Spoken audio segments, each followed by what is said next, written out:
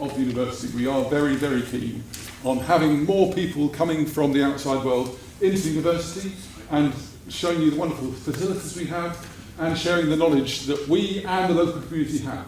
Tonight we're here hosting for the Canterbury Society their annual Civic lecture. This is the third such event, I believe. There was an interruption due to the pandemic, but we've previously hosted these events with Canterbury Society, and that's part of our commitment to working with the outside world, sharing our knowledge, bringing the world in, us going out, and that's how we want to work.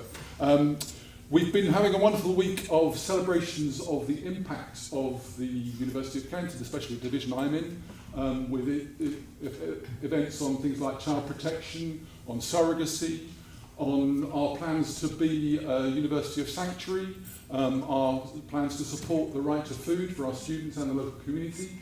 And here we've had a lovely day talking about heritage as well. My colleague Sophie Vigneron and many of you have been discussing these issues. And that's the focus of the evening tonight. And I will say no more, but hand over to Richard Skase, the chair of the Canterbury Society. Have a wonderful evening. Thanks very much indeed. Well, Lord Mayor, Councillor Decker, and Consort Paul Decker, and guests, delighted you could come this evening, and we have a very, I think, timely presentation. I've been told I can only speak for 1 minute. The reason is because at this point I normally say to people, ask people how many people are members of the Canterbury Society, and those who are not members of the Canterbury Society, I then go on to my big PR plug saying how people should join the Canterbury Society because we do so many exciting activities that I'm not allowed to say this evening. All I can say is go to our website, because I do get carried away, get so excited about it and so encouraged by what we do. Do go to our website at www.canterburysociety.org.uk, and you can join by just clicking on the join button on the banner, or just browse and look at the website. All the things we do will tell you and will seduce you, I'm sure, to join the society. So that's my 30 seconds. Now the next 30 seconds, we have a presentation this evening by Jan Pahl, Emeritus Professor here at the University and also Vice President of the University of Kent. I am, by the way, Richard Skase. I'm also Emeritus Professor at the University of Kent and Chair of the Canterbury Society. And John Walker, who's Deputy Chair of the Canterbury Society, is working with Jan, and Jan and John have been working on this very fascinating project, a comparative study of cities, cathedral cities across the country, and are going to share with us their findings of this funded project by Historic England. When John and Jan have completed their presentation, we then have a few words, 5 or 10 minutes, by a presentation by Ian Green, who's chair of the Oxford Society, who's going to give his observations about what's happening here in Canterbury and compare it and make a few words by comparison with Oxford and 1 or 2 other places. It's a very timely seminar, and up to my last 15 seconds, it's a very timely discussion, because only this week, of course, no, not this week, this last week, 2 weeks ago even, the local plan was published. The local plan, which proposes, in its plan, it's only a plan, it's out for consultation, a possibility of there could be 17,000 extra homes, there could be a bypass, there's lots said in the local plan about the recovery of ecosystems. So will the local plan, as far as heritage is concerned, will it kind of leverage our assets? Will it make Canterbury a more attractive place to come to and to live in? Or will it be an absolute disaster and indeed a gateway or a road to hell, as was a song of some years ago? So anyway, I'll say no more. I've done my 1 minute. I'm not allowed to say anything else. But really, would you kindly join me in welcoming Jan Pahl and John Walker.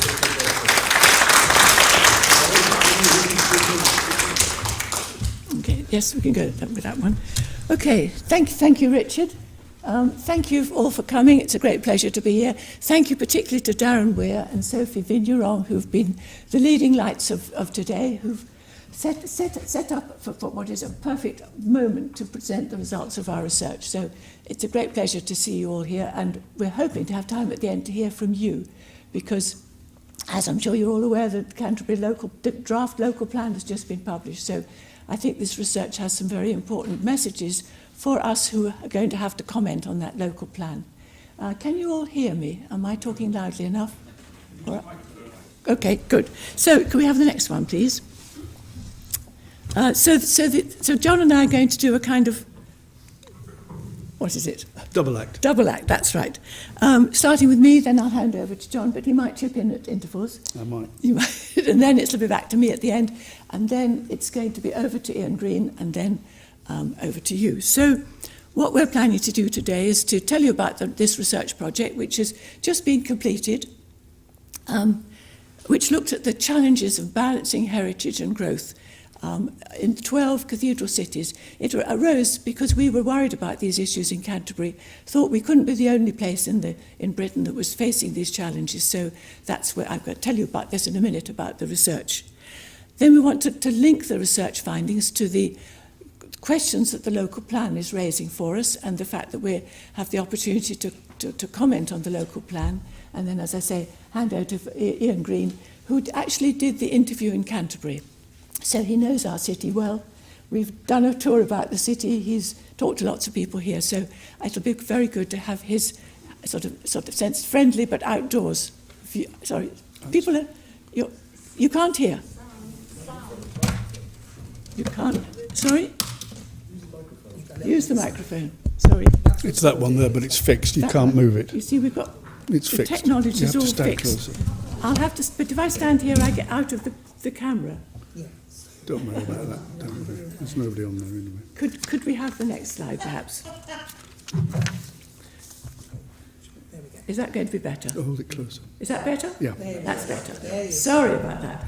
Okay, so just to give you some background, as I said, John and I and the members of the Canterbury Society at the time, we're back in 2016, 2017 probably, were concerned about all the houses that are coming to Canterbury, the fact that we're a historic city, however all these houses are going to be fitted in. We were members at the time of Civic Voice, which is the national organisation for civic societies, and so we contacted members of Civic Voice and asked other historic places, cathedral cities that share our concern, and it was quite clear at once that many did.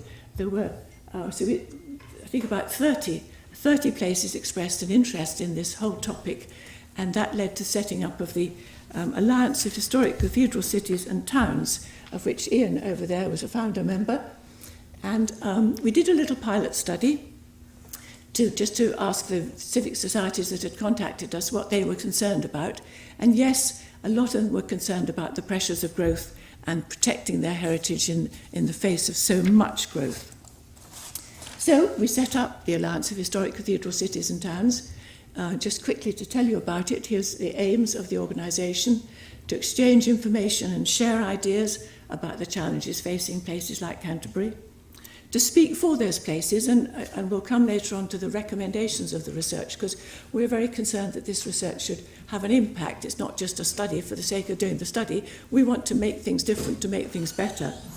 So we want to publicise, and that's part of what today is about, really, but we've got a whole series of talks ahead, publicise the findings of the study and take to central government, local government, and the concerns that have grown out of the work we've done. Next one. There we are. Now, this was our first slide. Who recognises where this is? Put up your hand if you know where it is. Yes, well done. You will recognise. I thought this was a good descriptor for. We can see heritage, St Dunstan Street. I believe the oldest continuously used street in Britain, because it is originally a Roman street. And you can see that the building is going on. That's the little Sainsbury's being built, and across the middle. Across the level crossing goes HS1. So this, I think, is a good picture to illustrate both heritage and growth in the one picture. Okay, I don't know why it does that. This slide always does. Just to keep you on the alert. So we presented the pilot study at a meeting of Civic Voice, and very fortunately the Director of Research at Historic England was there, liked what we said, offered us, the opportunity to do research, and out of that came the funding for a 2-year study.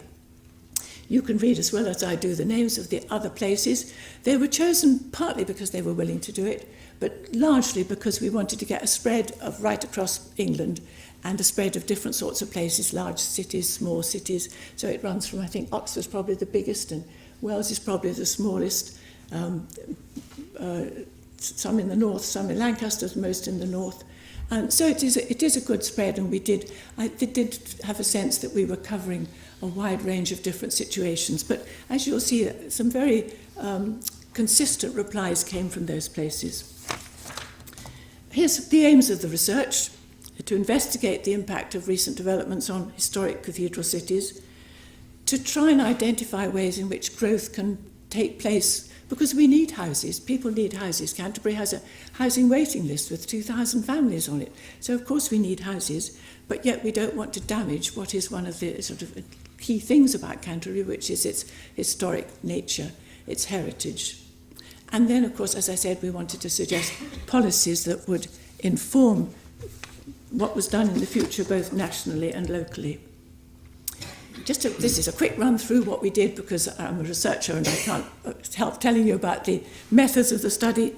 We set up the Alliance of Historic Cathedral Cities and worked with the Historic Towns and Villages Forum. But when we got the grant from Historic England, we had to have somewhere to keep the money, and we were very fortunate that the Historic Towns and Villages Forum took us on, because they have been absolutely brilliant in supporting the study and working with us, and we have nothing but praise for them.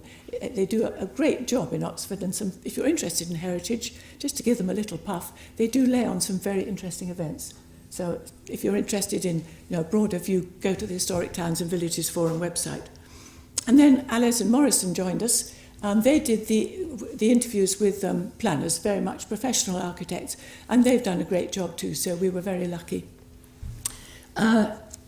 We carried it, us, the members of ACT, from the civic societies, we did interviews with civic societies in the 12 different places, and Alice and Morrison, they did telephone interviews with planners. So it was an interesting study because, of course, we asked the same questions of the planners and the civic societies, and sometimes we got quite different answers, which I think was rather disconcerting for Alice and Morrison, but I find that very realistic, because civic societies and the planning department do come with rather different responsibilities and rather different interests. So I thought that was important to maintain that sort of discrepancy, which is a real discrepancy, but still one that we all have to take on board. Oh yes, this is just a quick one to give you an idea of the span of topics. They were long interviews. Ian was here the whole day. John and I went to Chichester and Winchester as well as Oxford, looking at historical and geographical features of the places we were in, population, how much development going on, what's happening in terms of the local plan, what's happening in terms of air pollution and climate change. Heritage, obviously, the topic for today, but it was only one among many topics in the study. The conservation team, the impact of COVID, we were doing this all through COVID. I don't quite know how we managed it, but we seem to. And finally, the strengths and weaknesses of the current situation. And at the end, we've produced a report which is newly out. It's not, I haven't actually launched it really yet, have we? No, but it's there on the website of the Historic Towns and Villages Forum, with recommendations for national government, for local government, for Historic England, and for civic societies. So we've got messages for everyone. And now we're going to present the findings. What did we discover? I was hoping you'd tell me, but you're supposed to know. Okay, I think it's rather difficult to read from this. I think it's okay, I've got the mic, stand over here, let me see what's on the screen and just talk to you about that. So, key findings. Oh, first of all, the full study will shortly be going up on the Canterbury Society website. Could you just move so they can see you online, otherwise I won't see you on the live stream. Would you mind? Just that. Sorry. And if you could stand in the space here. That's it. As long as I can see the screen. There you go. Shall I? No, you're fine. I'm all right. You're all right. Okay. You're fine right there. Okay. I'm sorry to interrupt. Got to see you on telly. I'll start again. So the full study will shortly be going up on the Canterbury Society website. So if you just Google Canterbury Society, you'll be able to see it there shortly. So after all this work, there were 7 key findings that we came up with, and we had a number of recommendations. Can I borrow that, Jane? There were actually about 50. There were 7. There were more key, but we're just going to concentrate on the first 7. Otherwise, otherwise it would take all night.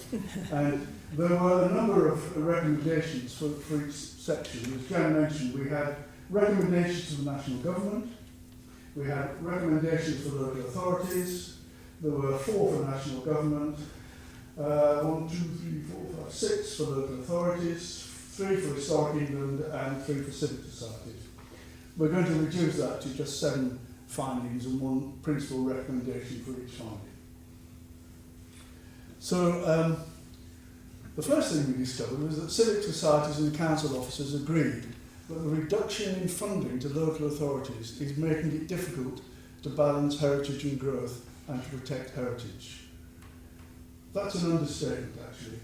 When we were going around, the principal thing that came up was the lack of funding to do these things. Central government have really cut back local authority funding really badly in the last 10 years. And it's difficult to know where that's going to go now, going forward anyway. We'll see. Perhaps the budget will throw some light on it. So these cuts, can we go back? These cuts have led to neglect of heritage assets, less effective enforcement, loss of planning staff, employment of less experienced staff, and staff overload. We experienced this everywhere we went on these 12 historic cathedral cities, and we know from day-to-day dealing with officers at Canterbury that they struggle with the same issues every day. So the recommendation we came up with is that national government must reverse the cuts in funding to local authorities. I think that's probably the headline recommendation. Okay, key finding 2 was this point about geographical limits on growth, which Jan touched on an earlier slide. Many historic places are located in similar geographical sites by rivers, with floodplains, neighbourhood farmland, near SSSIs or AOMBs. We've got the AOMB, North Downs AOMB on the south side of Canterbury. We've got beautiful hills and woods, the Blean woodland and everything on the north side. We've got the river going through and so on. So these places, as you'll see in the photograph that's going to come up, I think, in a minute, are quite constrained as to how much development they could take. And this, we found that this wasn't just Canterbury. I'm talking about the summary of the 12 places we visited. This means that space for development is limited and there are extra constraints on where new building can take place. So the recommendation that came out of that was that future housing targets, or algorithms, should be refined so that they're informed by what can be absorbed locally. I think most people here know that the government imposed a housing level on local authorities. It's imposed from central government. In Canterbury, when the City Council for the present local plan did their own housing needs assessment, they came up with a need for 806 houses a year. The government said they had to build 1,163, I think. It was reduced to 1,120 by a sort of capping mechanism. But the council are actually allocated 1,275. So we're going to have, in the local plan, a proposal to allocate 1,275 houses per annum for the 20-year period of the plan, 25 years actually. That's a lot of houses. Whereas the actual locally assessed needs is 806. So that's the issue, I think, the main issue with the local plan. That picture pretty well illustrates a typical sort of historic cathedral city. It could be Canterbury, actually. We've got the water meadows, and we've got the hills in the background, and we've got the cathedral there. But actually, I think it's Chichester, isn't it? Chichester, yes. Yeah. So it is Chichester, but it's pretty typical of lots of places we found. Could easily be in Canterbury, that photograph. Yeah. Winchester. Okay, thanks. So the third key finding was growth through heritage. And in 2/3 of civic societies, 2/3 of them, not just Canterbury, said that the council supported growth at the expense of heritage. Only 2 places said that support for heritage was good. Many said councillors did not value heritage. On the other hand, the council officers said that the councillors valued heritage and wanted to manage growth sensitively.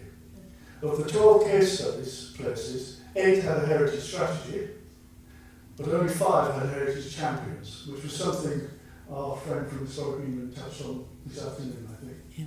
Where's Tom? Although I think you mentioned about heritage champions. It started off as quite a popular thing to do, to have a heritage champion in that place where there was a lot of heritage. In fact, we did have one in Canterbury to start with. It was Rob Thomas, and he was very good at it actually. He really got people together and started talking about these things, but he had no budget and he had no powers, and then he left the council anyway. So the recommendation was that there should be training for councillors in the social, cultural and economic value of heritage and support for heritage strategies and heritage champions. Can I say something? Yeah. I just wanted to say, since you're here from Historic England, that I believe Historic England organises such training. Certainly they used to, and we do hope... You were going to say... I'm sorry. I just didn't want to miss the opportunity. So, what was I going to say? You were going to say about training for Historic England. Yeah, I was going to say that. There was something else I was going to say first, and I forgot what it was. So, one of the things that when we started this research project with Historic England, that Historic England said to us that we actually offer training for councillors, but nobody takes it up. And we were pretty horrified at that.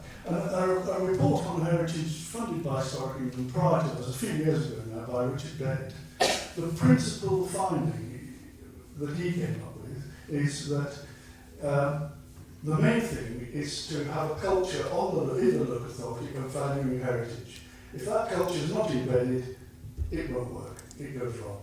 And I think we found that wherever we went.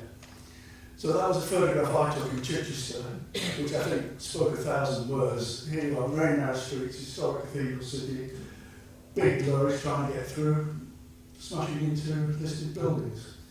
Shall we have the next slide? So the fourth finding was to do with problems with traffic congestion and pollution. This was pretty well everywhere in the historic cathedral cities that we visited.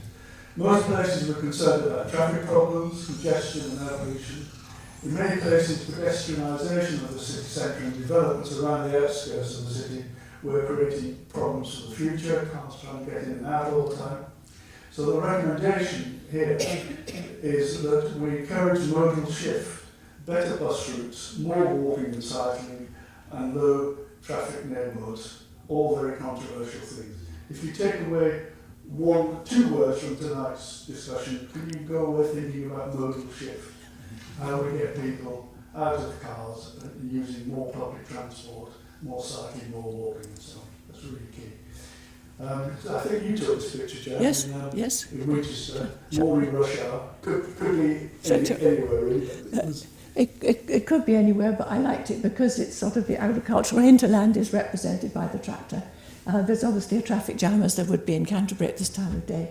But Winchester has a very powerful civic society, which really I think the council is quite in awe of. And they've managed to get most of their development in quite a sensible place up at King's Barton, which is not overwhelming the city, actually, though when the traffic from King's Barton comes in, there will be an even worse traffic jam. But I think it was meant to represent the fact that a lot of historic, as we do in Canterbury, we'll talk about it in a minute, have traffic jams because of the small size of the centre and the development spreading around the outskirts.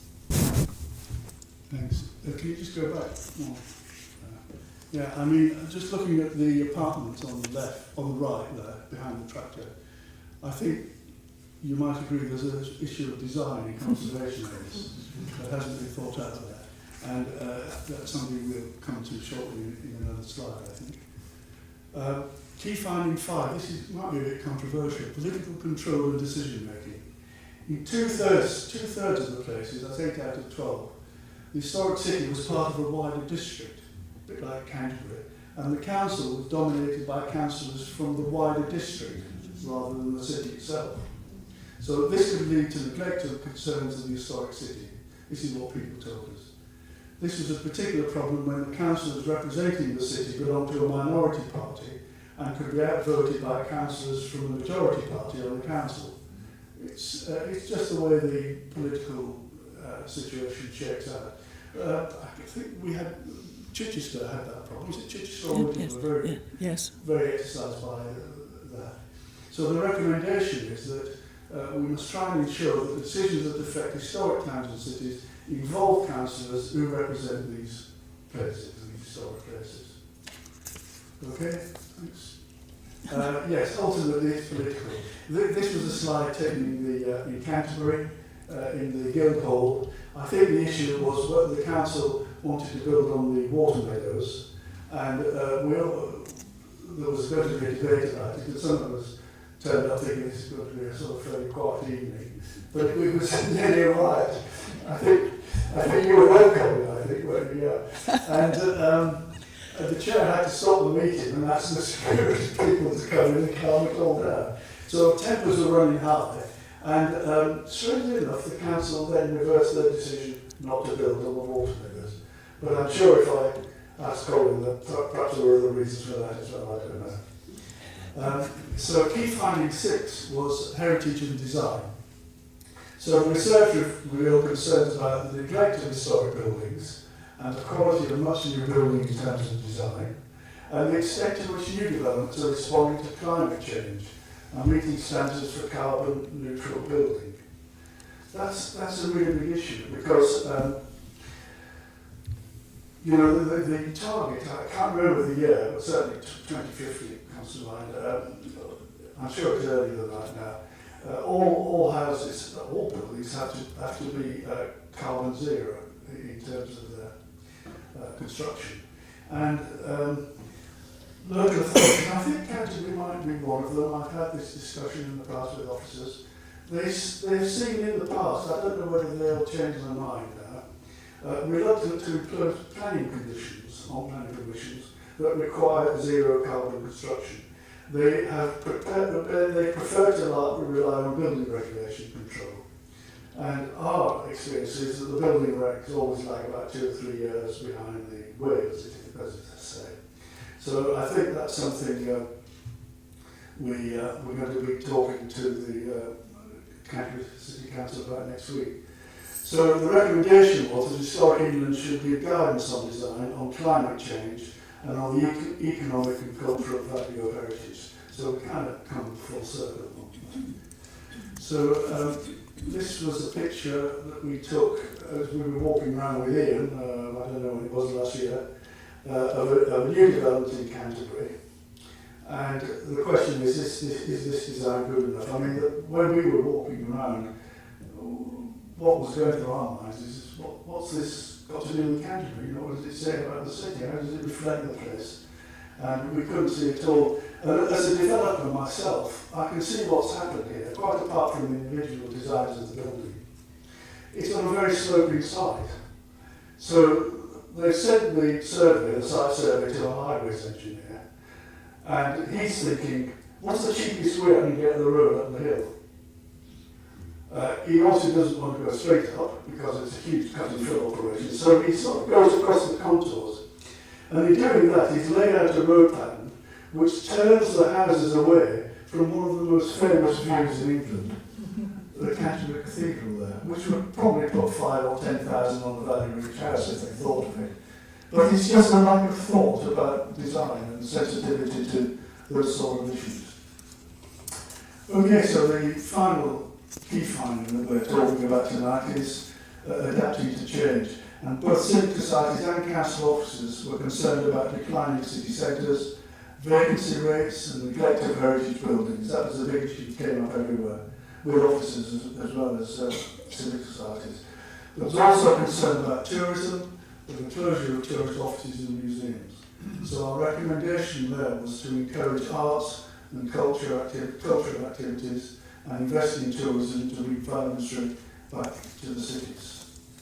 So, when we were in Oxford, we thought this was a terrific example of a heritage asset that had been completely renovated, and it looked fantastic, and actually it doesn't show it in the picture, there were loads of people moving around. So we've got a good shed in Canterbury, which is brilliant, but that was something special, I thought. So I'll hand it back to Jen. Yeah. I have to say, I think, can we go back to that picture? That's right. I think we could be looking for something like that in the old Nason site. I don't know if anybody has been to see the plans, but my impression was that we could find ourselves, when we can get permission to do that, because I think that's a good design. But the Oxford one is lovely. Okay, next one. So that's a run through some of the key findings of the Historic England research. Just want to spend a bit of time on our local plan and what the findings from the research might lead us to think about the local plan. A lot of the same issues came up, as you can imagine. In fact, all the issues came up. Growth and building new homes, issues about roads and travel, issues about heritage and design. And then I just want to end with a reminder about the local plan consultation. So, first of all, the first sort of core recommendation of the local plan is, of course, about building new homes. And John's gone through the figures, so luckily I don't have to do that all over again. But there is some discrepancy between the different estimates of what we need in Canterbury. We haven't mentioned on the slide, what of course we really need is homes that people can afford. And that's what we don't, either to rent or buy. That's what we don't seem able to build, and that's a whole other story that we could talk about some other time. There's also the problem of where the building should be, as John said. A lot of historic cities, including Canterbury, have difficulty in finding anywhere to put new building, so it tends to go on prime agricultural land. It tends to be on the outskirts of the city, which, of course, with an inadequate transport, a public transport system, means that everyone living out there in Thannington or back of Mountfield Park, or it's going to be down by Beaksbourne Road, they'll all get in their cars and drive into the city until we get decent transport. So I think inevitably we're going to see more, a sort of continuing growth in Canterbury over the time of the local plan, which is the next 30 or so years. And I'd be interested to hear your comments on that. Just a little bit to say about travel and transport in the local plan. Of course, as I'm sure you're all aware, the idea is to have these zones in the city, is based on the city of Ghent, which of course is a much larger place. I don't want to go into that particularly here because it wasn't part of our research, but I think it was interesting that out of the research did come a lot of ideas about that other places have about dealing with the traffic problems. The idea of a Canterbury circulation plan, which would reallocate road space to buses, to cycling and walking, modal shift, as John has said. I think it would be good if we could achieve that, but without making things too inconvenient and having to drive to the outskirts to get to another bit of the centre.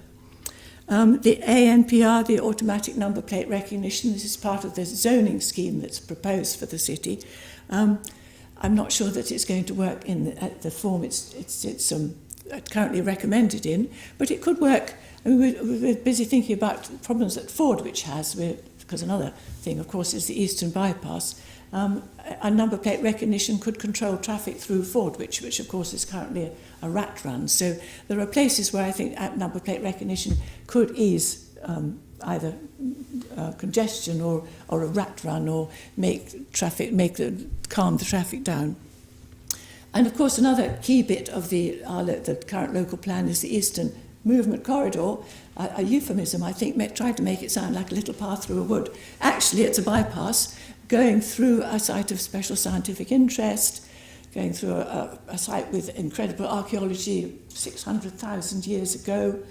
People were living where this bypass is due to be built, a bypass which will go past incredibly rare wildlife, home for turtle doves, nightingales, badgers, all sorts of things that we really don't want to disturb. So I think that's going to be a very controversial part of the local plan. But we have to recognise there is a problem, and we have to be inventive in how we address the problem of traffic in Canterbury.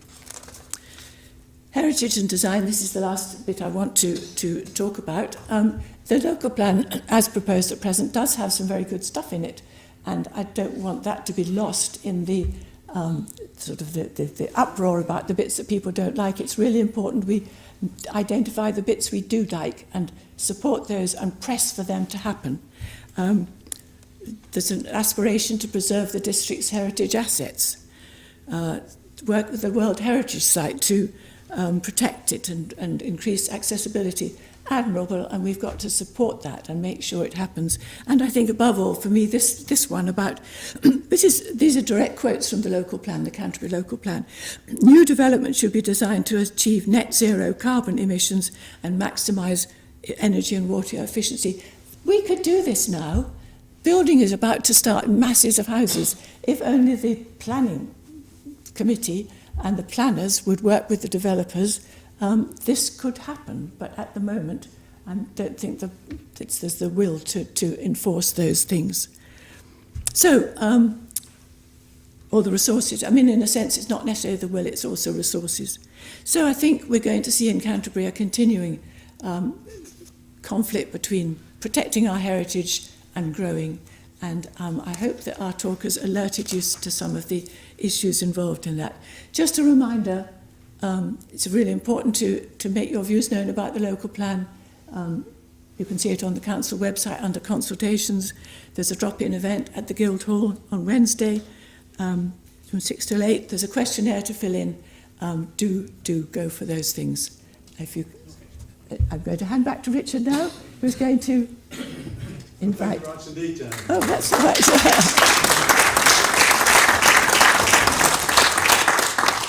And so if I may pass the microphone to you. Ian is chair of Oxford Civic Society, did the interviews here in Canterbury, interviewed us all thoroughly and interviewed various other people as well. So Ian, perhaps you could share with us your observations of what's going on here, good and bad, compared with some of the other cities taking part in this study. Thank you very much, Richard. Am I standing in the right place? Actually, over here was better. Thank you. Is that right? Okay. Yes, sir. Well, thank you very much. Yes, I am chair of the Oxford Civic Society, and Oxford has very many similarities to Canterbury, so it was quite, I could recognise a lot of things were going on here. But also by profession, I'm an urban and regional development planner, mostly with experience in Southeast Asia and the Pacific, and with a lot of work, for example, in Hanoi, where one of my favourite heritage buildings is the Temple of Literature, a 1,000-year-old university in the middle of Hanoi. Hanoi is growing at about 100,000 people a year, and the problems in the city are extreme. And I can assure you absolutely that Canterbury, taken on a global perspective, is doing very well. I could stop there. What I thought I would do is, I've only got a few minutes, but I thought I would run through the result of the interview that I did, I think it was now just over 2 years ago, in Canterbury, and focus on the SWOT analysis that we did, the strengths, the weaknesses, opportunities and threats. And I'm going to start with the weaknesses and the threats, because that's the bad story, and then I'm going to end on the opportunities and strengths so that we end on a happy note. The weaknesses, I mean, you know what I'm going to say, that support for growth has been strong for a long time in Canterbury, and it's at the expense of specific heritage areas and the setting of the city. There are some interesting facets of it which don't appear everywhere else. There is some example of this in Oxfordshire, although not in Oxford, and that is that many of the strategic sites have been split up between different developers in competition with each other. And they tend to seek individual, uncoordinated, competitive design approaches. And this really leads to even more of a shambles, particularly with service provision. I've seen cases, not here in Canterbury, but cases in Oxfordshire, where none of them are providing the secondary school or the health services. They all think it's for someone else's allocation. But of course, it needs a master plan. And I think that's a lesson for Canterbury too, that more master planning of these strategic development sites, if you accept that they're going to be there, that needs to be done. But the effect, overall, the effect of the location of high long-term growth has been to create what we know as urban sprawl, with an edge of retail and distribution centres, which doesn't create a good quality of life for the people who live out on the edge, and it leads to quite severe traffic congestion and air pollution. The traffic congestion in Canterbury is astonishing, or the traffic figures. Nearly 160,000 vehicles per day travel to and from Canterbury along the 9A and B roads that converge on the city. We think we've got a big problem in Oxford because we've got 45,000 people coming every day across the Greenbelt. But these figures for Canterbury are extreme. There's also, at the same time, over a number of years now, over the 10 years between 2009 and 2019, a 15% decline in average number of bus journeys per person. Now this means we have been going, pre-COVID, we're going in exactly the wrong direction. The direction we all need to be going in is more active travel, but more bus use and less car use. Demand management and controlling, managing the use of private cars is essential. And it's interesting to see that, of course, there are policies coming forward in the new local plan, which I got a first sight of last night at about 10 o'clock when I got an email from Jan saying, we'd like to have a look at this. It's only 600 pages long. But it does, the policies are there.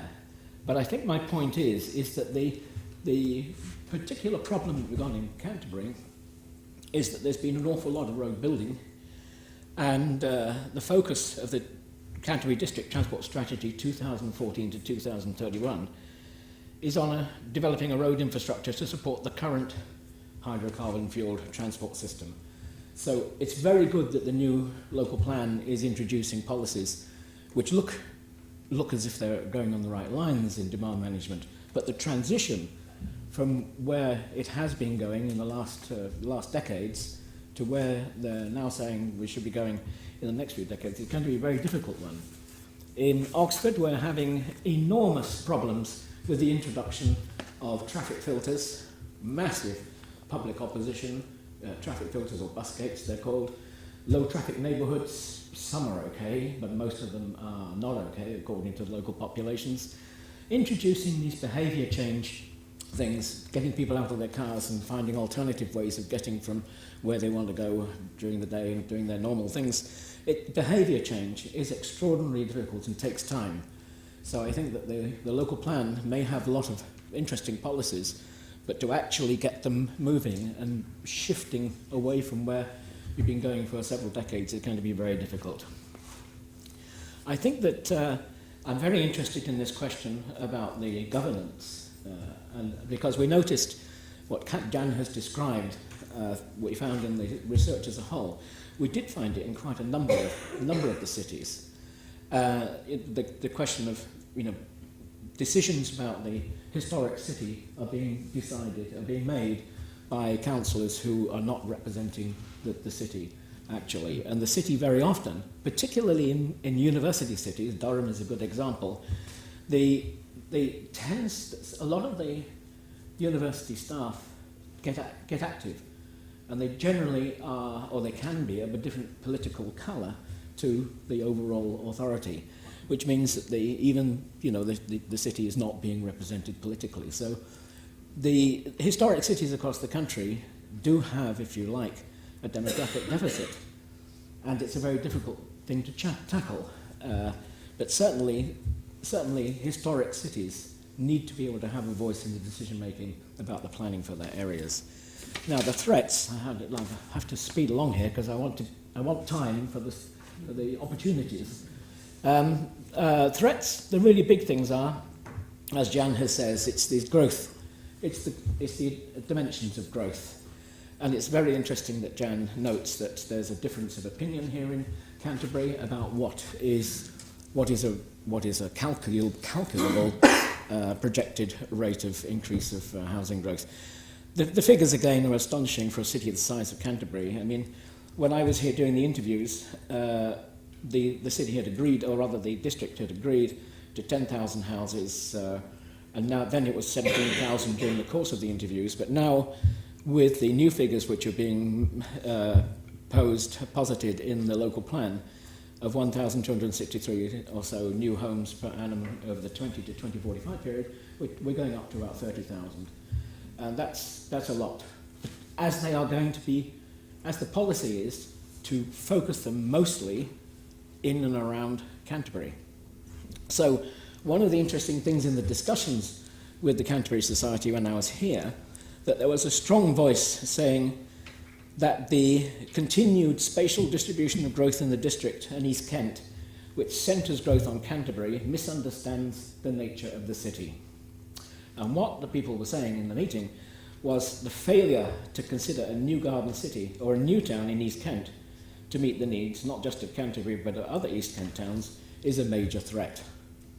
Now, didn't hear that mentioned. But there is one plan, Aylsham Addison. Okay, Yes, thank you. I Okay. just took it out. It's interesting. Yes, I mean, yes, it's interesting it's in there. in terms of spatial strategy for East Kent and to take the pressure away from Canterbury. It's a very interesting idea. There are many people who are concerned mostly with climate change who'd say, oh, hold on a second, building a new town is not the most climate efficient thing that you can do. Really, building in existing areas is rather a better plan.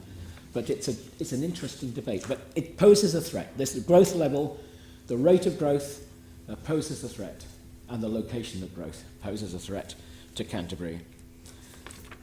We'll rush on.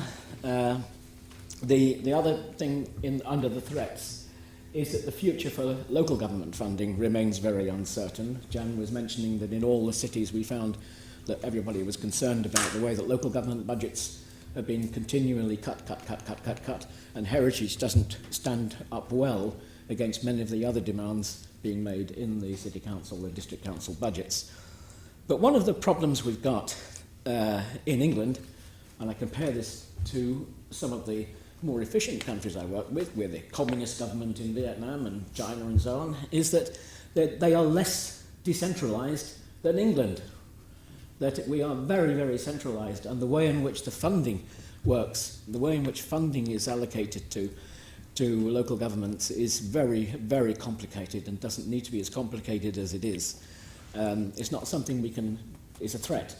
It's not something we can tackle in the short term, but it's something that does need to be tackled over time.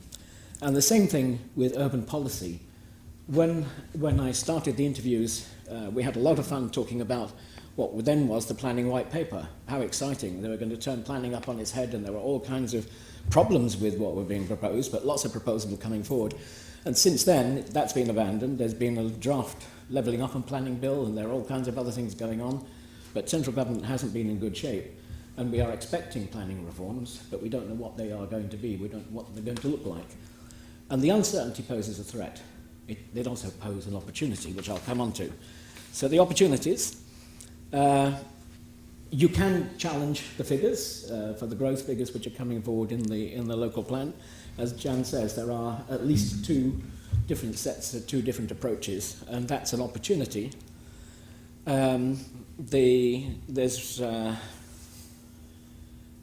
If I can, I think the opportunities, COVID, tragic though it was with such a tragic loss of life from so many people, it did have some, there were some silver linings, and one of them was the push for active travel, which had a very big impact in many cities.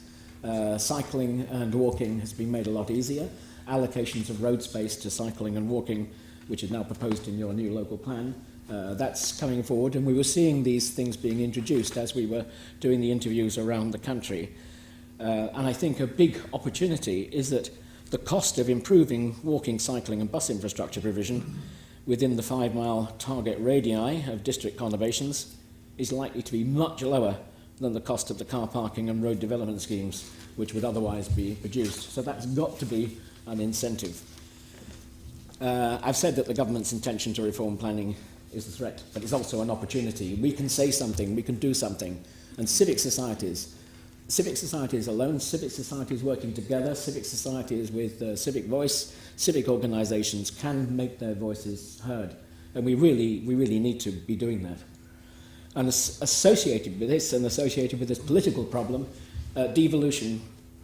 Devolution is going to come back. It won't be long. It'll be a year or two, perhaps, when government settles down. But it will be back on the national government agenda, and it will create an opportunity to lobby here in Canterbury for the creation of a town council, or more importantly, in my view, this is my view, more importantly, for a unitary authority, which I think has a lot of advantages. In Oxford, we have a lot of trouble we've got 4 districts and the city as a district and the county council. And we have a new local plan on the stocks right now, and there are 2 paragraphs on transport, because it's not, the city council doesn't have a mandate to do transport. Here, it's very interesting to see that the new draft local plan has a lot of transport policies which have been integrated from the Kent County Council transport strategy, I understand, which is good because you're bringing the two things together in a way that in Oxford we're not doing very well. But devolution's around the corner, and I see that not as a threat but as an opportunity. Seize the time to try to get the arrangements for Canterbury just right. And then finally, the strengths. There's absolutely no doubt that the district has a rich built environment, and the city itself is home to no less than 3 World Heritage Sites. I mean, not many cities in England can say that. And the major economic driver is education, with the city's public schools and institutions of higher education, just like this one. After this, the NHS and other public sector agencies, followed by retail, hospitality and tourism. And I wouldn't be too downhearted about tourism. Retail is going to have to reconfigure itself. It's not going to come back as it was pre-COVID. It'll appear in a different form. Hospitality will come back along with tourism, and the figures are beginning to build up. Again, this is a mixed blessing. Here in Oxford, we're noticing international arrivals are coming back.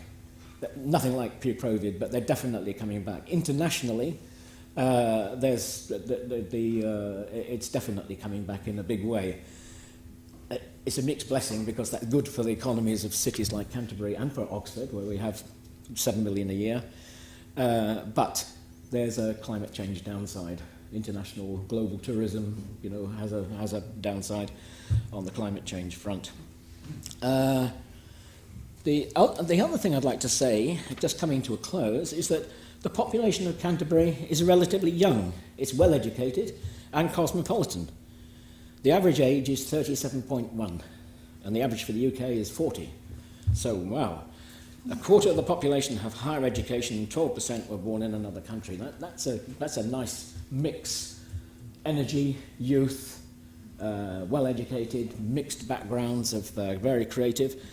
And the city has been shaped by the demographics. It's shaped a bit by the influence of having a large student population, and that's grown over the last decades.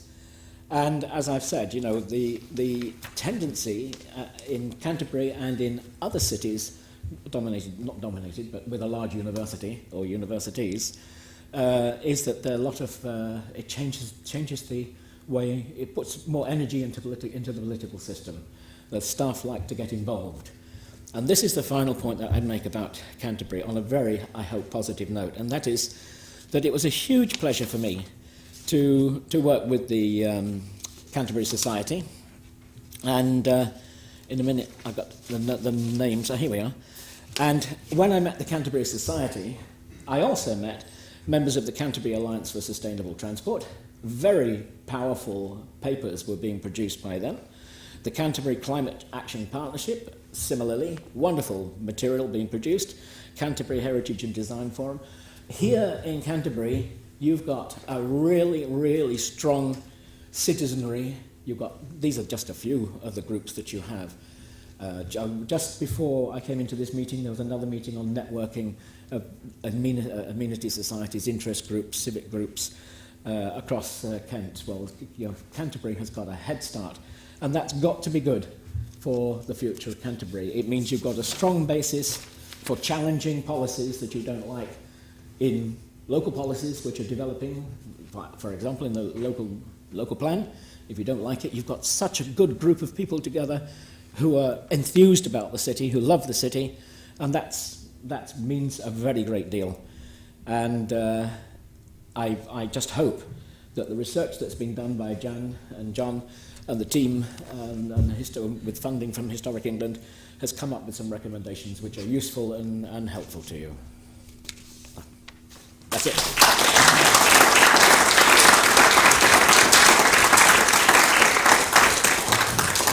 Well, thank you very much indeed, Ian. Thank you so much. A super analysis, I thought. Brilliant follow-up from what Jan and John were saying. So it's now really open for questions and answers. questions and comments and discussion. So Jan and John, if you'd like to join me here, or just stand if you like, but you'll be able to arrange the cameras and things of that sort, won't you? Yeah. So a question at the back. Yes. Thank you. Please shout very loudly. Yeah, of course. As a result of your research, with a view to the local plan, do you think we are safe from the threat of removal as a UNESCO World Heritage Site, as Liverpool have just witnessed? Short answer is no. I think at the moment there's no suggestion that the World Heritage Site designations are under threat. There is a management plan for the World Heritage Site. It was done in 2002, I think, so it's 20 years out of date. And the stakeholders in the World Heritage Site have just started, they've just appointed consultants themselves to undertake a review of that and produce a new management plan. And I think that might, there'll be quite a bit of consultation on that over the next few months. You'll probably hear about it. But I think the World Heritage Site is safe, the designation, but I think it does need, a lot of energy put into it. Thank you. Next, 3 questions. I'm sorry, John. Yes. Very quick answer. I think it's important that people here take an interest in the development of the management plan. There will be opportunities for consultation, so I think, that some of the threats, there's a building at Christchurch which really blocks the view over the World Heritage Site down to the Cathedral. They've always promised a route through the World Heritage Site. I think it's really important we get that, because I think there's a lot that could be done. And I think there was concern at Historic England. I think they got a letter at the World Heritage Site to say, not that you're exactly under threat, but you're being a bit lax down there in Canterbury. So I think it is important that we support the people doing that. Absolutely. Get your act together. Yes, Rick and then Ross. Well, the transport issues. Jan, you tantalisingly said that out of the research came ideas for dealing with traffic problems. So I want to know what they were. I mean, it's just the problem you epitomised right at the beginning when you said that cathedral cities are typically, a small historic centre within a relatively rural landscape. And the problem is if you try to push the traffic out of that historic centre, you end up trashing the rural landscape. So what ideas did you get? And I'll also be interested to know whether Ian can say anything about what he described as massive problems with modal filters in Oxford and whether they can help.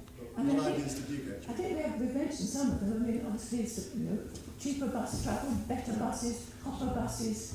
And who subsidised them?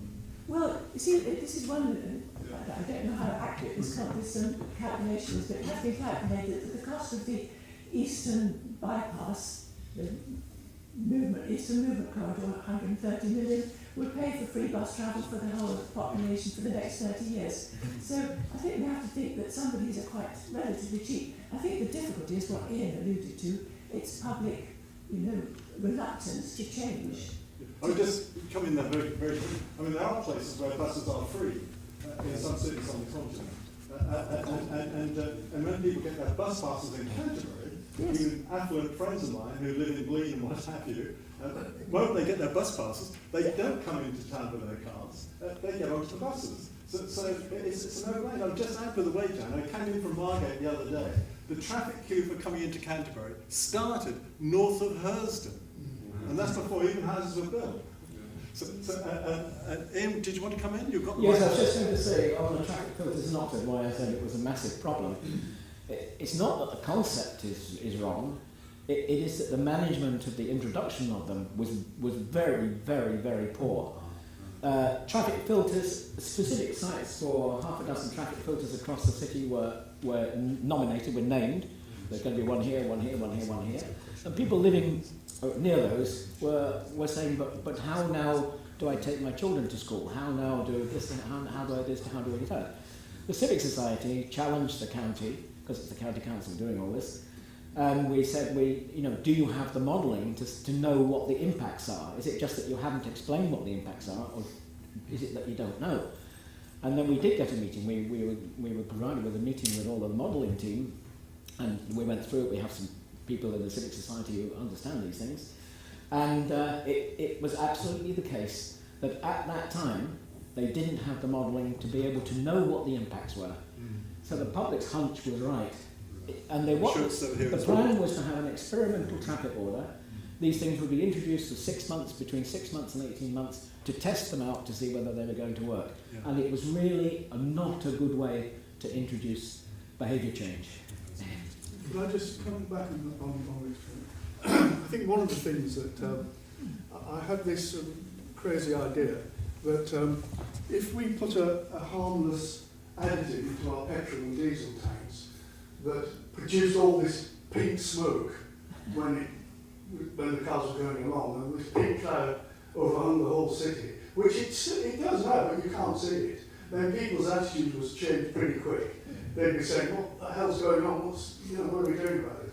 And I think the key is modal shift, and the key to that is educating people to understand that we can't carry on producing the carbon that we are. We've got to stop using our cars to the extent that we do. And I think local authorities, if they're serious about zero carbon in their districts, they've got to lead on educating people. There's got to be a strong campaign to influence people's thinking about that. And then once people get behind the idea, it will start to happen.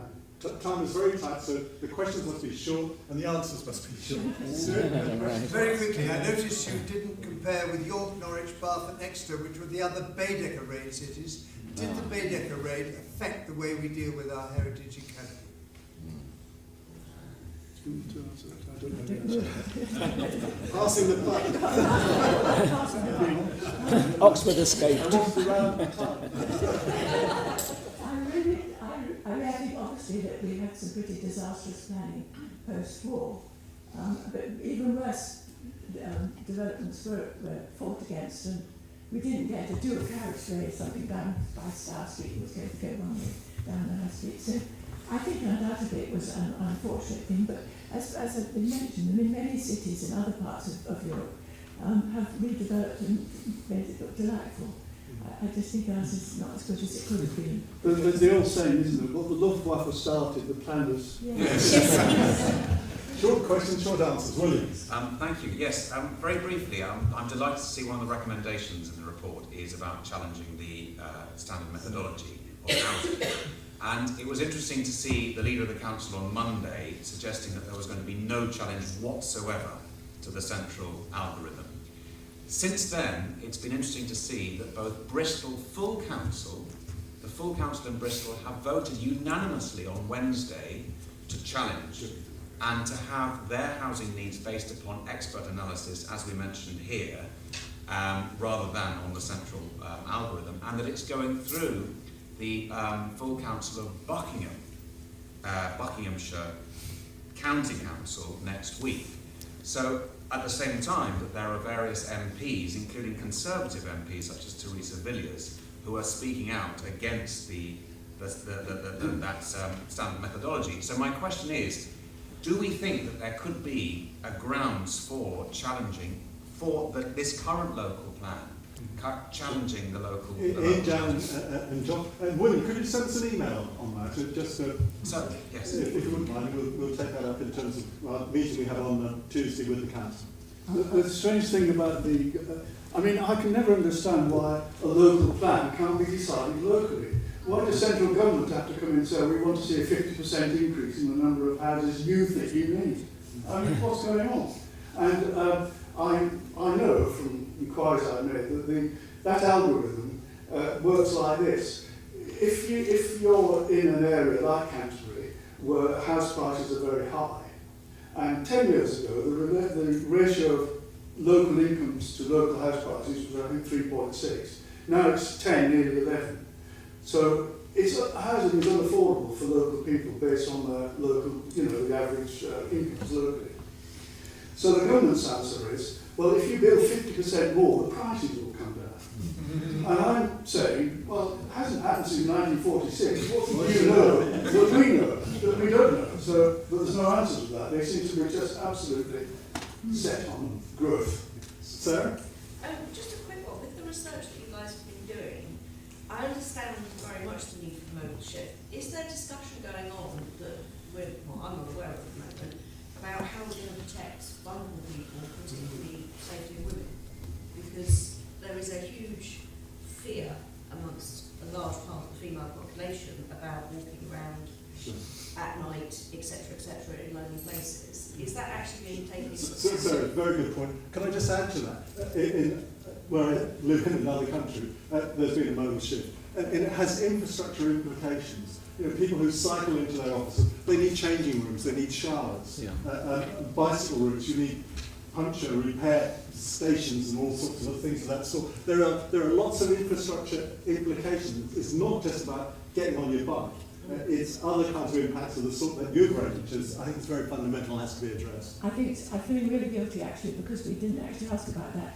And I think there tend to be men and women on civic society committees. And I think Not now, the Canterbury Society. I know, and I think that was something we missed and should have dealt with, yes. Another quick gentleman there. Yeah, We have to stop literally about 2 minutes. This So is it's the the last first question. time I've been to a meeting like this, and I'm overwhelmed by the information and some of the circumstances of the decision making. One of the things that has struck me is there seems to be a political donut in terms of decision making, with Canterbury as the hole in the middle. And I'm just wondering whether there is any way in which decisions about Canterbury and its future development and heritage cannot be in the hands of people who are making these decisions outside the city. And this donut mentality... This is the town council solution, basically. I just want to say, yes. Sorry, have you finished? Yes. Yes. I mean, I think we do. Every other district in Kent, places like Canterbury have a town council. I mean, but the Ramsgate one does brilliant work. The Faversham Town Council makes a fantastic difference. It's a beautiful little town. We need a town council in Canterbury. I mean, the districts, the villages have their parish councils. It's only Canterbury, Whitstable and Herne Bay that have no forum. And if we did, there would be a charge, of course, for having a town council, but I think, you know, what we pay and we get out, we would get so much from our town council that would increase the quality of life a lot. And as Ian said, I think there's a case for a unitary authority as well. Yes. Absolutely. With the town council. Indeed, yeah. I just want to add that the thing about town councils, they don't have planning powers. They can't produce a local plan, that's the problem. But the town council can produce a neighbourhood plan, which, if they did, if we had a town council and they produced a neighbourhood plan for the city, that would be part of, that would be adopted by the city council and form part of the local plan as well. So it would work like that.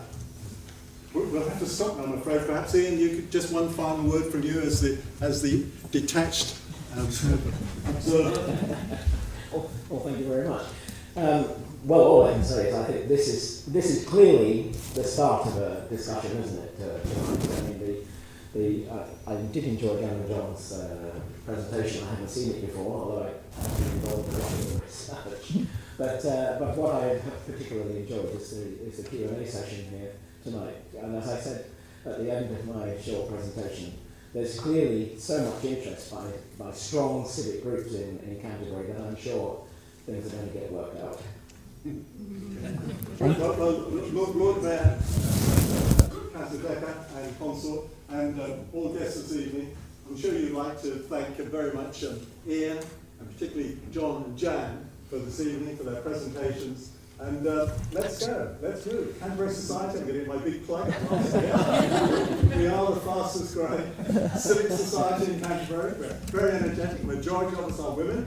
And so please join in if you haven't joined already, but at least would you join with me in thanking our presenters this evening very much indeed for a stimulating discussion. Thank you very